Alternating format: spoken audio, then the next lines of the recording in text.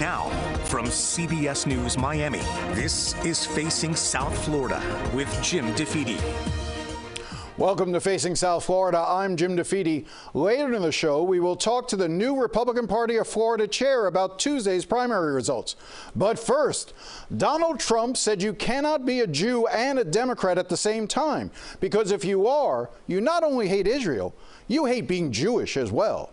Now, after Trump made those comments, I spoke to South Florida Congressman Jared Moskowitz. I'm not going to respond to Donald Trump. What I'll say is that, you know, my grandparents escaped the Holocaust. I've been a Democrat my whole life, grew up in a Democratic family, and grew up in one of the most pro-Israel households. And I'm one of the most pro-Israel members of Congress. I'll put my record against any Republican.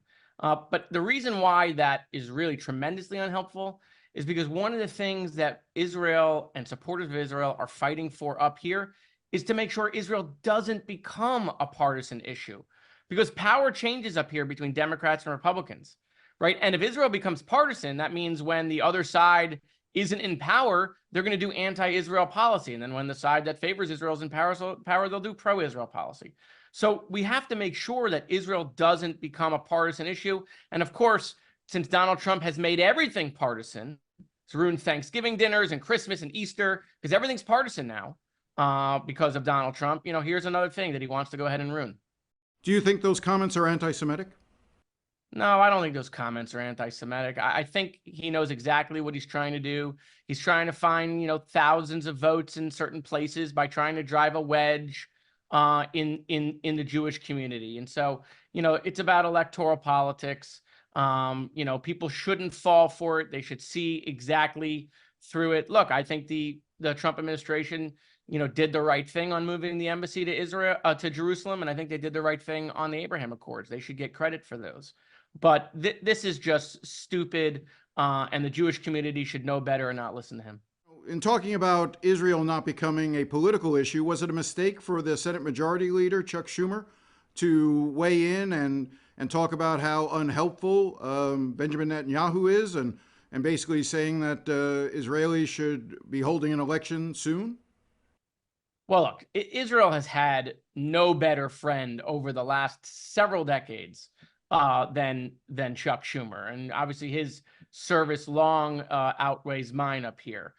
But right now we're at a critical crossroads. We're trying to get to a temporary ceasefire in exchange for hostages. And, you know, right now it's Hamas who won't agree to the ceasefire, which I know is awkward for the ceasefire crowd.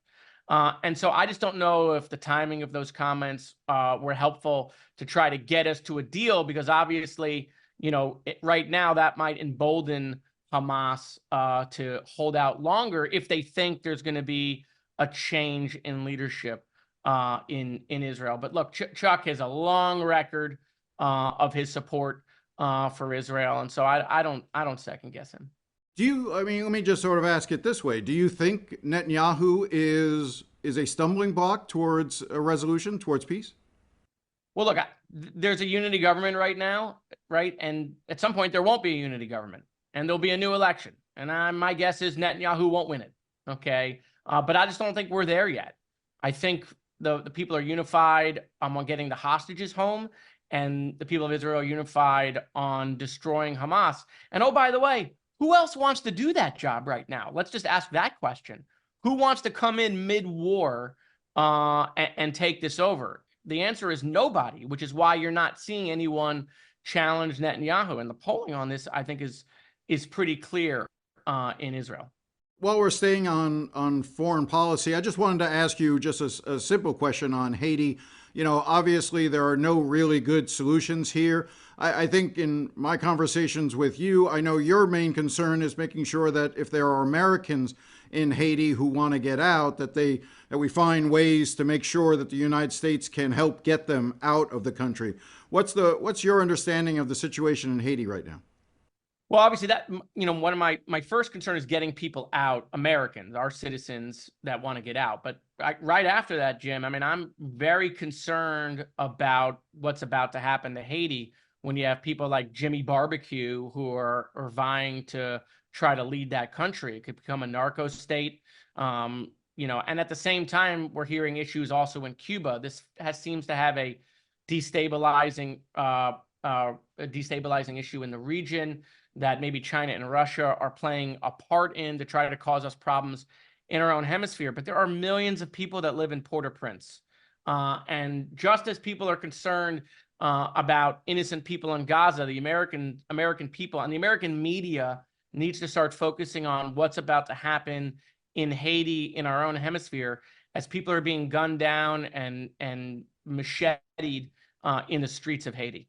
Obviously, we're taping this at the end of the week, and on Saturday, Vice President Kamala Harris is scheduled to be with you in Parkland to tour the school. Obviously, it's going to be torn down in a few months. You've been leading these tours through with members of Congress and others for months and months and months. And it does seem as if we're no closer to any significant reforms or changes. Do you think that you're just preaching to the choir with the members of Congress that you've been bringing through?